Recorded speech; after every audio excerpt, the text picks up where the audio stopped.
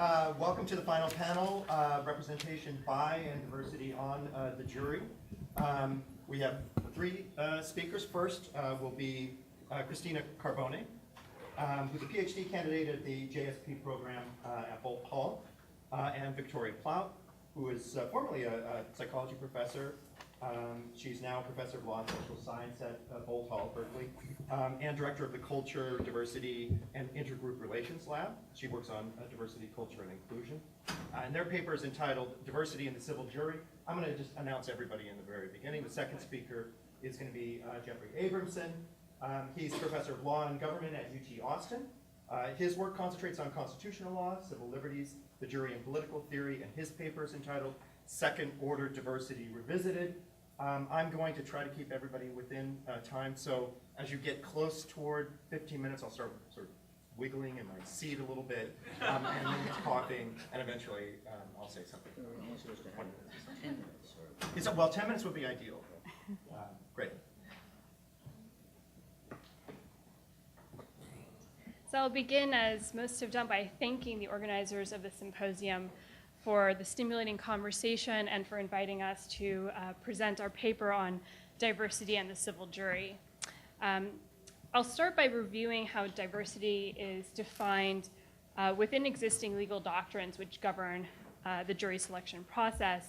And then I'll move to the heart of the paper, which is to discuss the relevance of diversity to three of the political functions that have been prominent within the literature, including the jury as a form of democratic participation, the link between jury composition and the perceived legitimacy of the jury and court systems, and jury as an educative opportunity.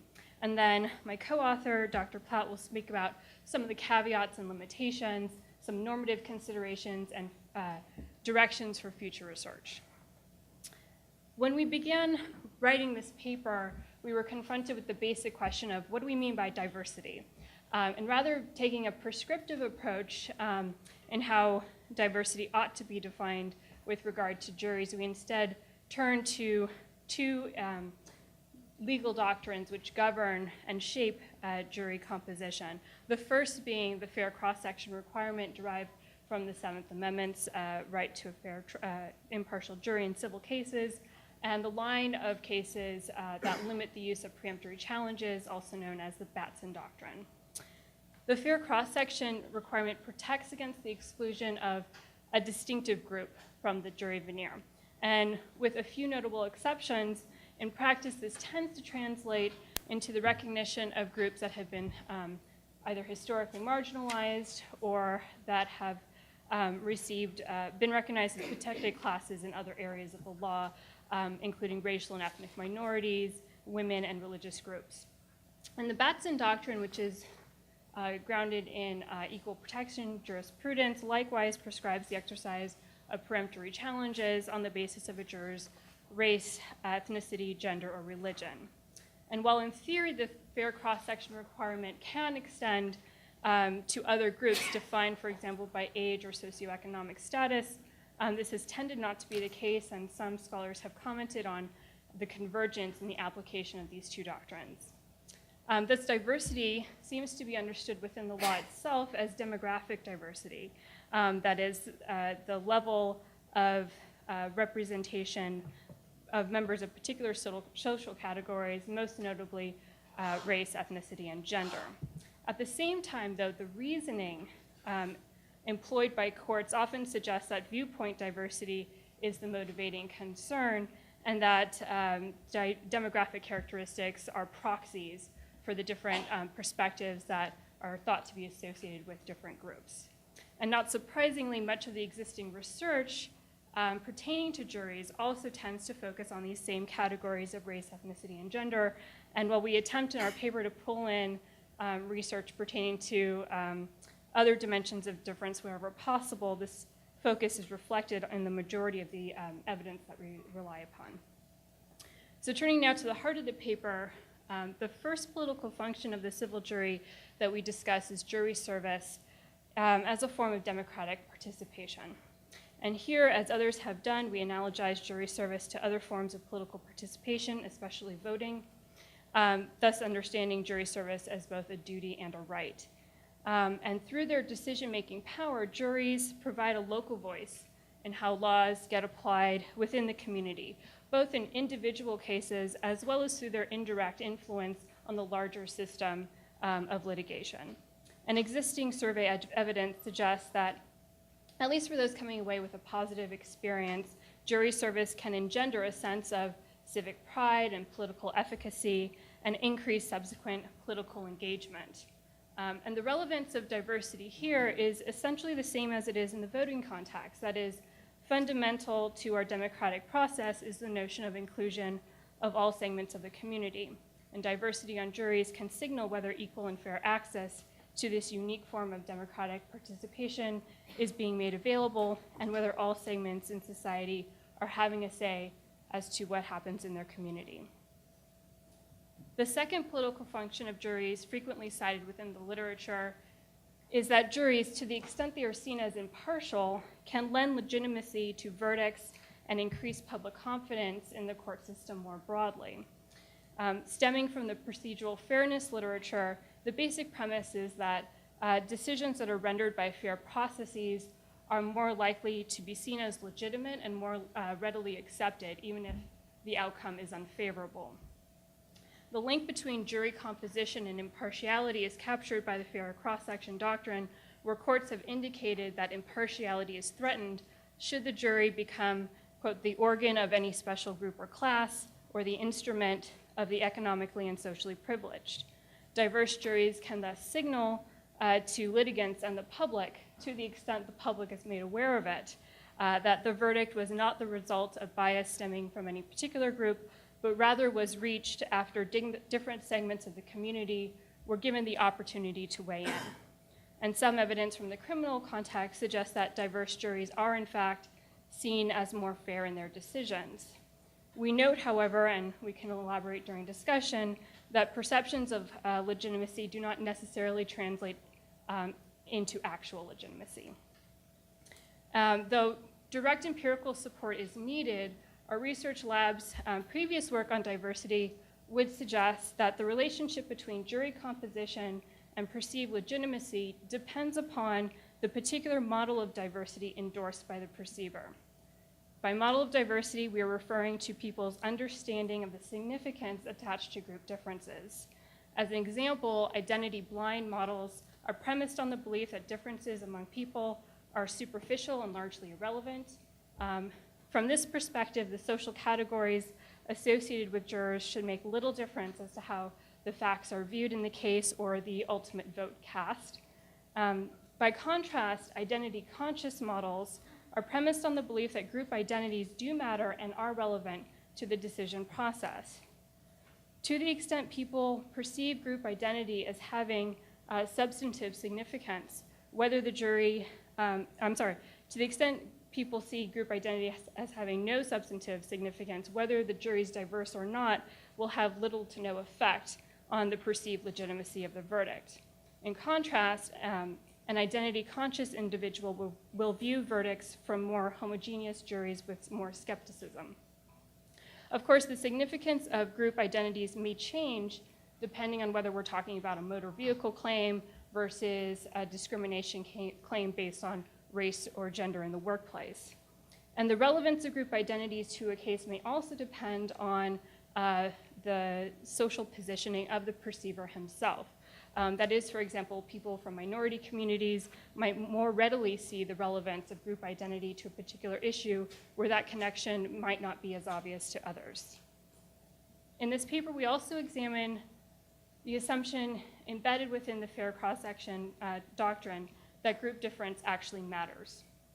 There is evidence to suggest that group identity can shape experiences and perspectives in distinctive ways, including statistics showing divergent structural realities for different social groups, survey data showing attitudes towards certain issues varying across groups, and cultural psychology studies showing how different social and cultural contexts can shape the way people think and interpret questions and relationships relevant to issues that are frequently contested within civil trials, for example, issues of causation and reasonableness. And when looked at as a whole, this evidence would suggest that different social groups will tend to have different experiences and perspectives that may be relevant to the fact-finding tasks that juries routinely engage in. While this evidence does not warrant or justify any predictions about what any particular member of a group will think or how they will behave on a jury, overall ensuring diversity on civil juries increases the likelihood that different voices from the community are represented. The final note I'll make about jury composition and legitimacy pertains to those who serve on juries themselves. Existing survey evidence suggests that on the whole, the experience of jury service can increase levels of trust in the jury and court systems. And to the extent that certain groups in society are skeptical or disillusioned with the justice system, direct experience with jury service could be used, or a result of it could be improved attitudes. The final political function we discuss is jury service as an educative opportunity.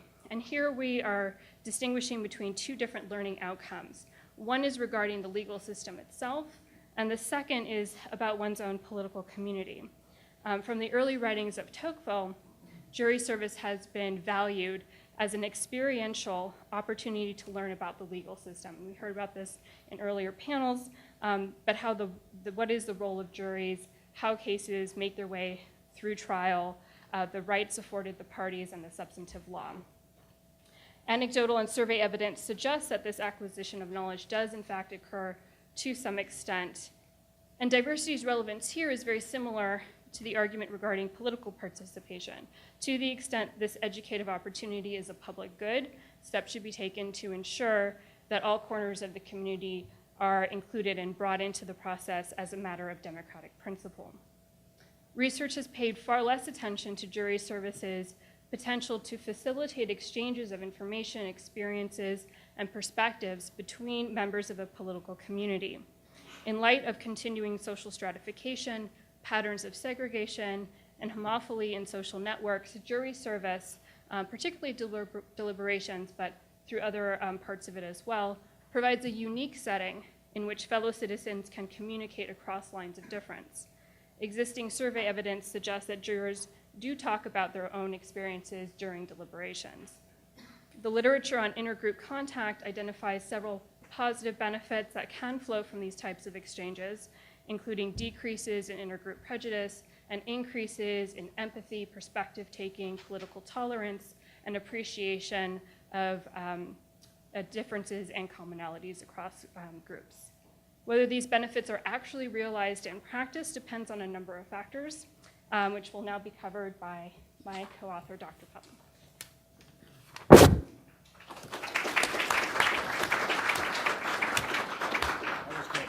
Hi, everyone. Thanks again to the organizers. I'm just going to wrap up, so I'll be the last 30% of the talk. According to what in psychology we call contact theory, several factors need to be in place in order to yield the positive benefits of intergroup interaction. And those are things like equal status between groups, common goals, cooperative interaction, and having the support of law, custom, or authority. And interestingly, in the jury context, most or all of those are hypothetically in place. So hypothetically, it's a good starting point. However, many factors can still impede positive effects of diverse contact, three of which we address here. So first, merely grouping together individuals from disparate backgrounds doesn't necessarily translate into meaningful interaction and exchange. And a large literature in psychology actually highlights the potential for anxiety in intergroup interaction, which can lead to a couple of different things. One is it can lead to physiological reactivity. It can lead to cardiovascular reactivity. It can also lead, I think possibly most important for this discussion, to decreases or to increases in what we call cognitive depletion or cognitive interference. In other words, to get a little bit technical, when you're in an intergroup interaction, if you're worried, if you have some kind of conscious or even unconscious concerns That is going to inhibit what's going on in your prefrontal cortex, which is right here, which is actually going to hinder the your possibilities for good, robust thinking.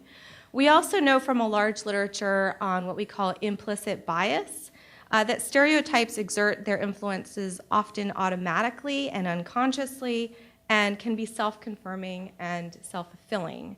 Another issue is equal status. So although jurors are hypothetically or formally of equal status on a jury, in practice we know from the literature that juries replicate hierarchical social dynamics. Research by some symposium participants who are here indicate that the jury foreperson, who is often male and often high status, often participates more in jury discussion and is seen as more influential. Also, participation during deliberations, according to some research, can vary across dimensions related to status or experience. Third, situational factors can hinder the development of what we call a positive climate for diversity. And this is something that I don't think is very well thought out in the literature yet. It comes from the organizational psychology literature. And what the organizational psych literature has paid increasing attention to this construct, finding that diversity climate in an organization impacts really important things like engagement, productivity, retention, and group cohesion. And the social psychological literature furthermore highlights at least 3 relevant constructs that could help shape climate, especially for underrepresented or stigmatized group members in a group context. So first, whether they experience solo status. In other words, are you the only one of your group in the room? Second, whether the context relieves them of what we call stereotype threat. In other words, are you feeling anxious about the possibility of being viewed through the lens of a negative stereotype? And then third, research that I've done on ambient belonging. So whether they experience a lack of ambient belonging or the extent to which the physical environment is communicating cues about whether they even belong and have something to contribute to that context. So enhancement of the political functions of diverse juries could be stymied should these processes occur. However, in general, as my co-author suggested, major reviews of the literature paint a generally optimistic picture, though more research specifically in the jury context is needed. So now I'll close very briefly with what the psychologists, what the social scientists will say as a normative consideration, which is we need more research. That is my normative claim. So others have suggested jury reform tactics to ensure both overall and diverse participation. We don't focus on that in the paper. I won't focus on it here. But we would say that more research is needed on what steps can be taken, for example, through judges' instruction, to enhance diverse participation and exchange in deliberation. In other words, to ensure that attention to diversity doesn't end with numerical representation and that it doesn't stop at the deliberation room door. Besides the need for this kind of research, 2 more things become clear in surveying the literature. One is that more research is needed on the difference between the criminal and the civil context. There are potentially important procedural differences, such as a lack of a unanimity requirement in the civil context that could interact with diversity, that could impact the way that diversity functions on juries. And second, the vast majority of studies do not break down their findings by dimension of difference. In other words, they don't break down their findings by race, gender, religion, socioeconomic status, etc. Therefore, the window into demographic differences in perceptions of legitimacy, jurors' reported experiences, sharing of personal experiences, and information during deliberation is actually quite opaque. In conclusion, we argue that diversity is central to the political functions of the civil jury. Moreover, especially in light of recent and projected major demographic changes in this country, the issue of diverse and inclusive juror participation demands our attention. Thank you.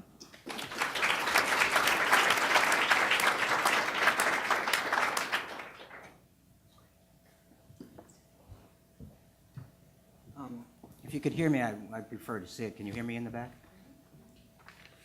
So I'm going to try to use my 10 minutes to talk to the students directly. I'm concerned that you get out of law school with some fight left in you, and if your experience is anything like mine, law school tends to beat you up and beat that fight out of you. This is especially true about the jury fight because the jury tends to be an orphan in a case method approach in law schools. You concentrate much more on appellate decisions, and you might see the jury only indirectly and mostly in a negative light. Now, for the next conference, I'm sitting on a mound of data from jury selection challenges in which I've served as an expert in the last 10 years, all of which I've lost or almost lost. These are from the Northern District of California. They're all federal: Northern District of California, Central District of Florida, Eastern District of Massachusetts, and Northern District of Illinois. I've done some of these myself and some of these with my colleague Mary Rose, who couldn't be here today for children's birthday, good reason. What they show in practice is that the baseline that we've been somewhat assuming in this conference, that for reasons of composition, the jury enjoys a democratic pedigree, that the jury represents the community in ways that advantage it or privilege it over the status of a judge, is, at least in federal jury pools, remarkably untrue. I'm not saying it's terrible, but we could certainly and ought to be doing so much better. So on the practical side, our problem is the jury pools are remarkably unrepresentative, and it is difficult within existing case law to get at least federal judges to do much of a response.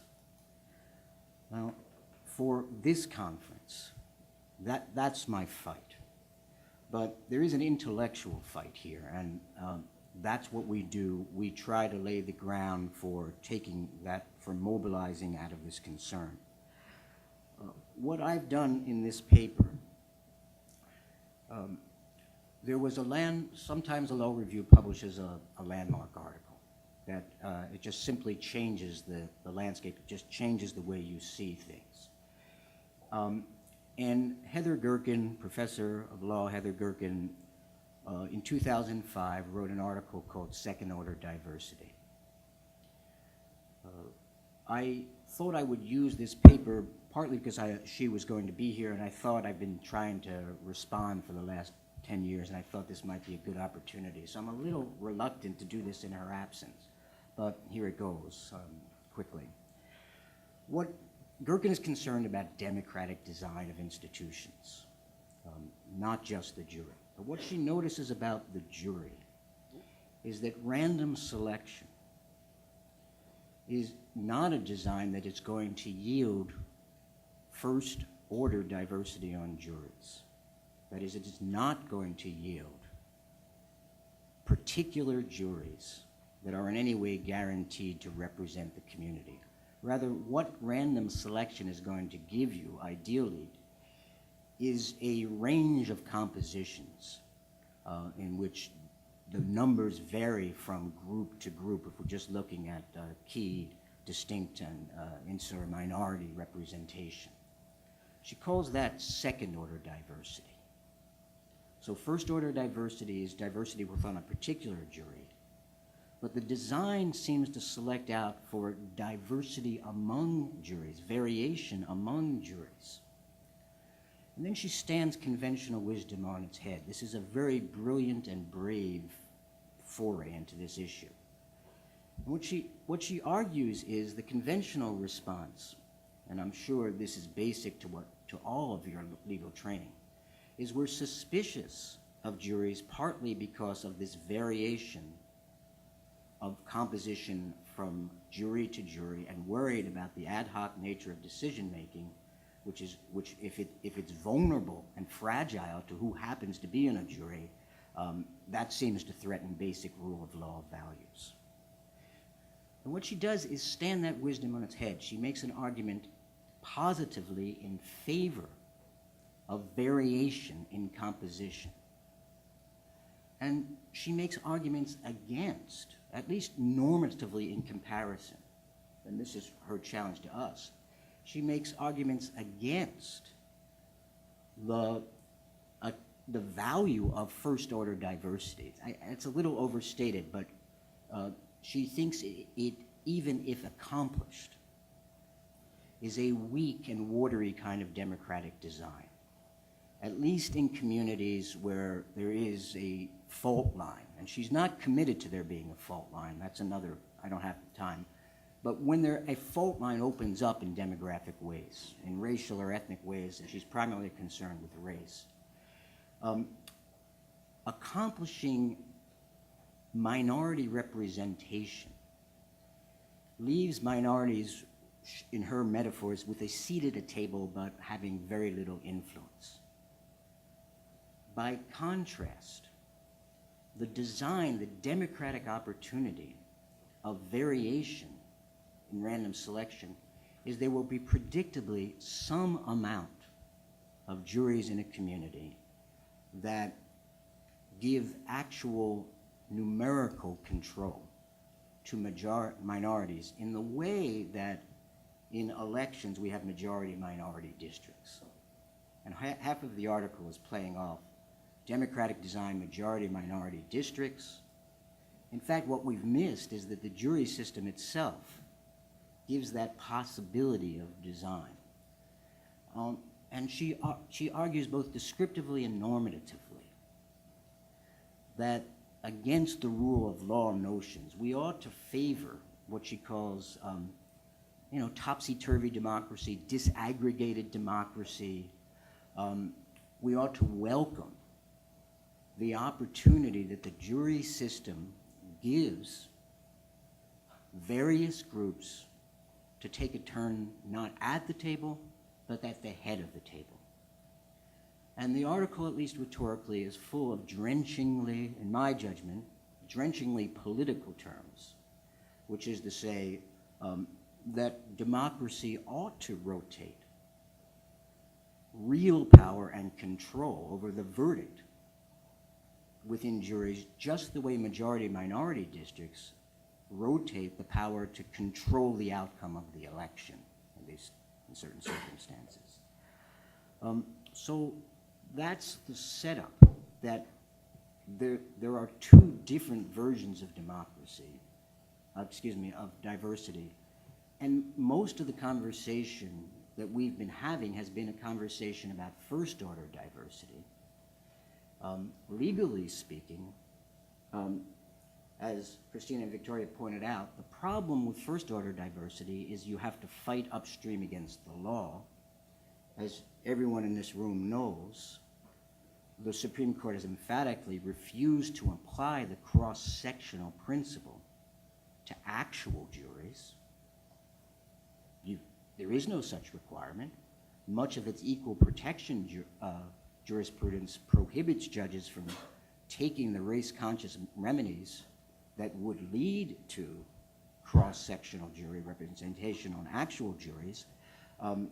Most of us would be opposed, at least instinctively, to the notion of quotas on juries. So just descriptively, it's a gotcha moment. Not only don't we have first-order diversity, but it wouldn't accomplish very much. She calls it an integrationist solution. It's vulnerable. The jury is a microcosm of a certain democratic design that only gives weak influence. We ought not to worry so much, or at least we ought to welcome the notion of rotating power. All right, I don't have time to go much farther. What I did in the paper is I tried to educate myself. So what is the situation? So I asked these two questions.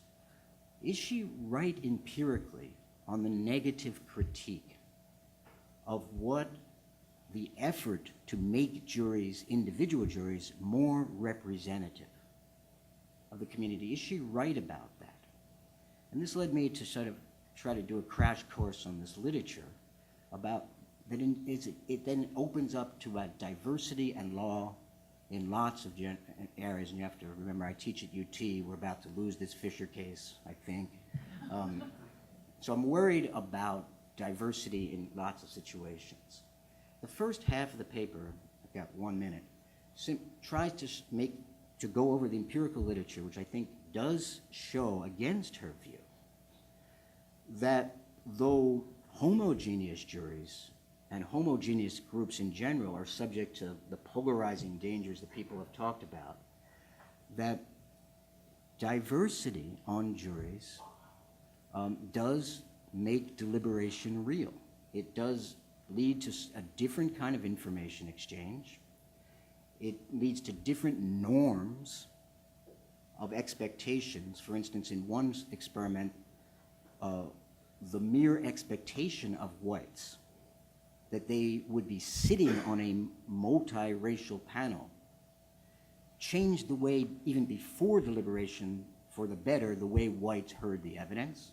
It changed the content of the thing. So I try to go through arguments on the negative side, that diversity is extremely important to the information exchange abilities of deliberation.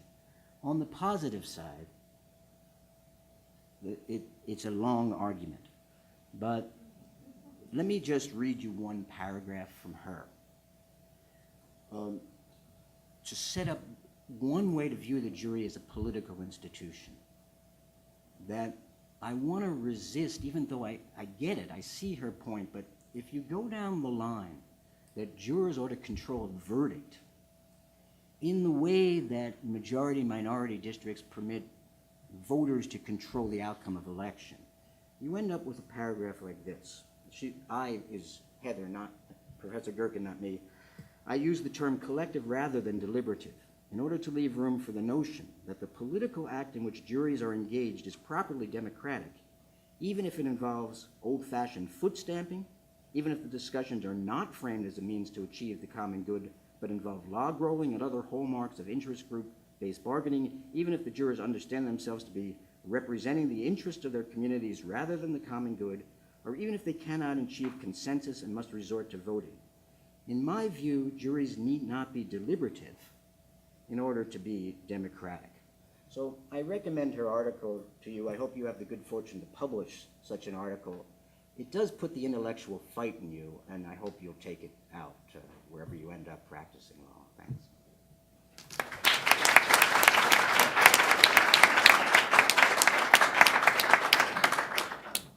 Questions? Yeah, the notion of deliberative impact of diversity, and there's another literature drawn, got some very nice pieces, and that's the work that's been done by several people on courts of appeal, looking at diversity, including folks at both politically and demographically. I'm actually thinking of some of the work of Shanta Hyman and Greg Warman. They've got an interesting piece where they actually come up with a control that sort of shows that it's probably a deliberative effect rather than other kinds of effects. And so arguably, if it works with a panel of federal judges, it's going to work really good. Could you send me the link, Jeff? Sure.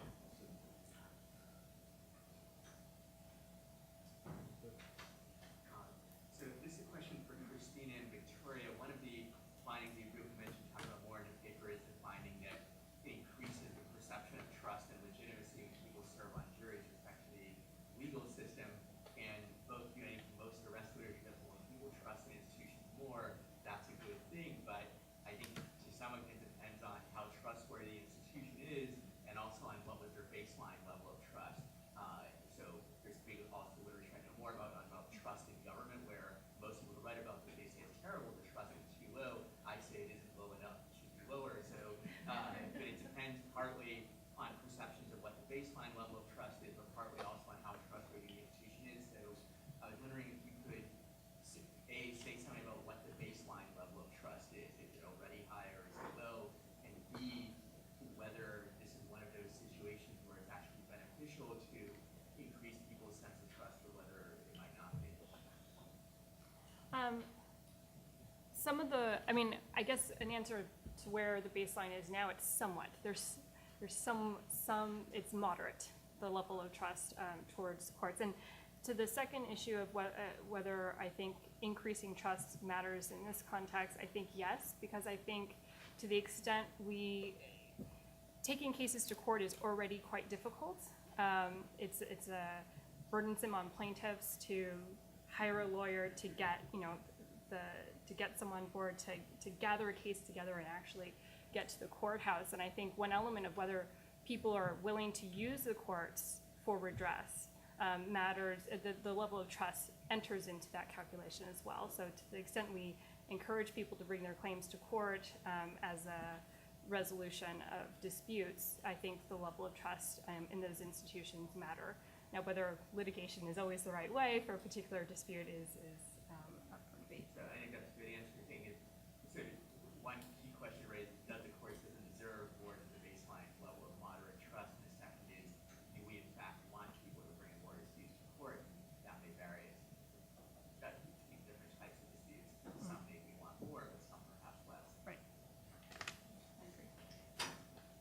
Those of us who study juries like to cite Tocqueville and his discussion about, the civil jury in particular being, public school, ever open, and really lauding all the positive benefits that come from service on the civil jury, including engagement and participatory democracy. Well, I see you cite in the paper the research project by Jean Castile and his colleagues that analyzed voting records and jury service records and found that you do get a boost in voting from jury service, but it's not for high participation voters anyway. But it is only in the criminal jury, and it's sad for Tocqueville. I mean, that the very institution he was lauding doesn't seem to produce this effect. And I just wondered if you had any thoughts about it. I know they don't really know yet. I'm trying to figure out this myself. What exactly is it about the civil jury as opposed to the criminal jury that seems to be lacking here? Is it majority decision rule in many jurisdictions, for example, that somehow undermines deliberation sufficiently so we don't have the intensity of criminal jury deliberation? I'd love your thoughts on it. So the Gestalt book, in a later chapter, so you're right as to the voting outcome, that in civil juries, you don't see an increase in subsequent voting behavior for those who have served. But he has a later chapter, he looks at other forms of political and civic engagement, and there he said it doesn't appear to be this distinction between the criminal and civil context. So maybe there's still some hope that there's still a slight boost in political engagement subsequent to jury service, though maybe not for voting. I think more research needs to be done about some of the distinctions between the criminal context and the civil context. In his book, Gestalt suggests that he points to the lack of unanimity requirement in the civil context. For the discussion on diversity, the relevance is that in the absence of requiring everyone to agree on a verdict, if you only need, a percentage of people to agree before you can go out in court and say, "Judge, we got it," it leaves open the possibility that you can ignore certain people in the deliberation room, that people can kind of,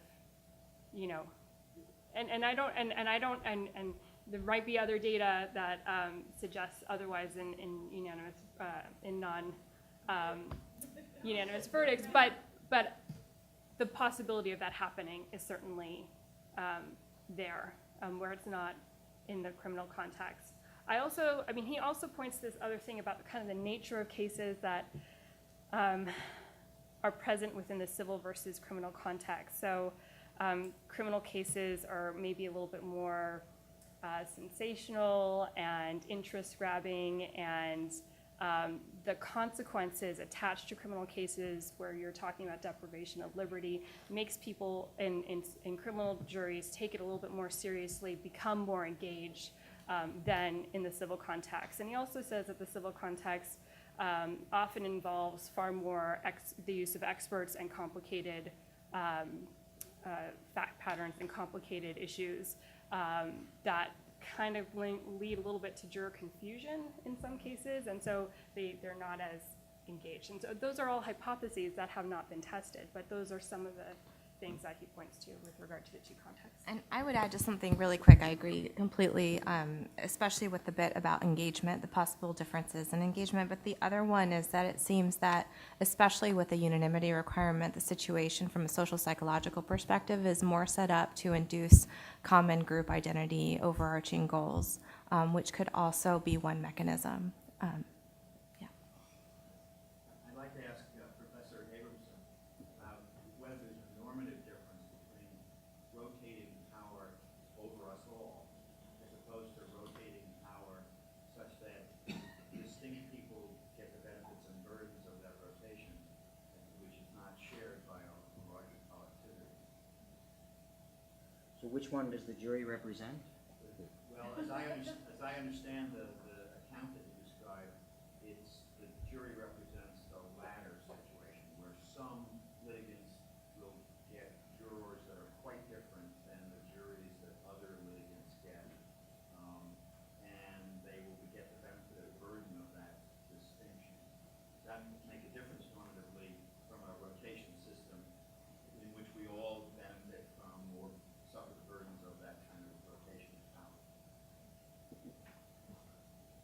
I think as I understand her argument, is that what matters was what happens in the aggregate, and that it avoids your question because it is true that if you focus on litigant rights, there seems to be a roll of the dice.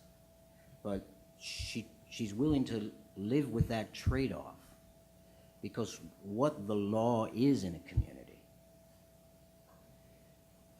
and what litigants in the future bargain against, what prosecutors make decisions on, what people deciding whether to have a jury trial or not, more accurately reflects the lottery of us all taking turns having a seat at the table. So that if you look at it from an aggregate point of view,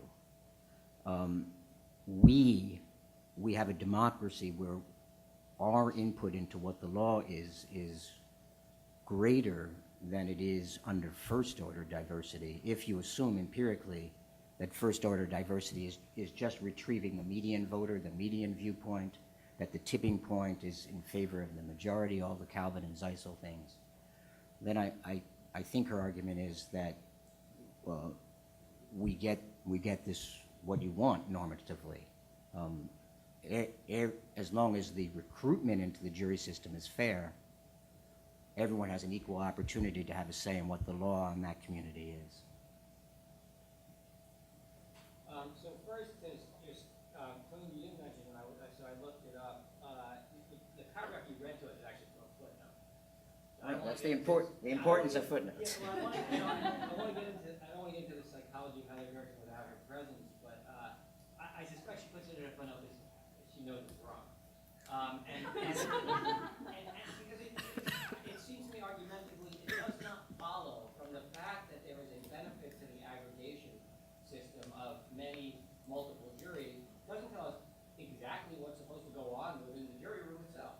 And I think it seems to me you have lost the fight in you because I think you should be more aggressive in highlighting that it does not follow from the fact that there is a benefit to the aggregation of many little panels that we should therefore give up deliberation. I mean, you could have competitive deliberative groups, right? And there would be a benefit to that. So, she's into federalism all the way down. She's into going down into the local and excavating what kind of policy experimentations can be done and allow. I mean, I'm in favor of a lot of this uniformity, and I respect her voice. There's lots of people that are also on the Yale Law faculty who are obsessed with rule of law because they think we can really get from the top and tell everybody exactly what they ought to be doing.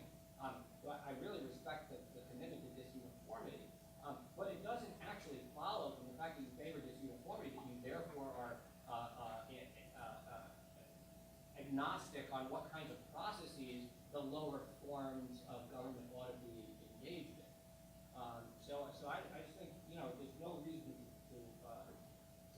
provoked by that footnote, or better, you want to be more provoked and make an argument against it. Because just nothing argumentatively follows from the second order diversity principle, which is genius, but it doesn't tell you actually what ought to happen at the lower level.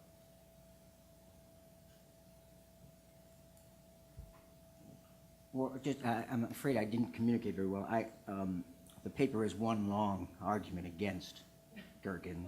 For reasons you pointed out, I am a little shy about ratcheting it up here. I just am shy about it. The paper also is lighter measured tone. Well, I'm trying to. I mean, I'm trying to. It is a brilliant article. It's not. It's. You've got to give it its due. I mean, I think what I tried to say, in terms of the theme of this conference, is I am looking for a unified theory of the jury that does what you suggest. It's got to connect the aggregative level to all the way down and give us an answer to how to model how jurors ought to behave on the only jury that they're sitting on. And that my fear about some accounts of the jury as a political institution is, one, they're paradigm shifts, so they concentrate on benefits to jurors to the exclusion of a concern about litigant rights. And second, that they tend to think of all of life as political, that there's nothing beyond politics. And of course, then, deliberation has limited work to do if what you see when you look at the content is everyone is editing the law. Everyone is editing the law against norms that are not as widely shared as the majority tends to think it is. And you end up with a footnote like that. I don't think because she wants to distance herself from a footnote, but because she wants to emphasize, she wants to own this position that we need democratic designs. Democratic designs have to solve the problem of domination, subordination that can be hardwired into certain majoritarian structures. And that in lots of areas of life, like school committees and local school districts, we like the disbursement of power, What I missed in her article was an adequate balancing of the costs in any one case. What's beyond the editing of the law.